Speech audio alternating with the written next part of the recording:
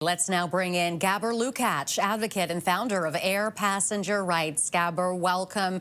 Air Transat is preemptively canceling flights in anticipation of a strike. Talk to us about what disruptions we can expect from this. When an airline cancels a flight preemptively before the workers have walked off the job, that is a cancellation within the carrier's control. In such situations, Air Transat owes passengers not only rebooking, including on competitor airlines, but also must provide meals accommodation and a lump sum compensation up to $1,000, depending on how long the passenger is delayed as a result. So it is very nice that Air Transat is offering various other options to passengers, but passengers have no obligation to accept those offers, and I recommend passengers to stick to what is in the contract, stick to what is in the law. If as a passenger you accept some of those goodwill gestures, you are at the airline's mercy. You don't have to accept a refund either. You can insist on being transported on a competitor airline on the original date or as close to it as possible, including on competitor airlines. Now, if this strike does go ahead, which could begin as early as Wednesday, what rights and protections do passengers have that they should keep in mind? Once the strike is underway, Air Transat is still required to rebook passengers on flights of its partner airlines to depart within 48 hours or the original departure time.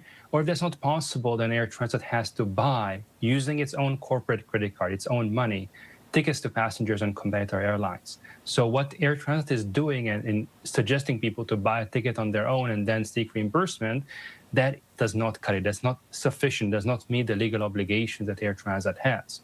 With respect to other expenses like lost wages, meals accommodation, Air Transat will still be on the hook for those for passengers traveling internationally under the Montreal Convention, which is an international treaty that has the force of law in Canada.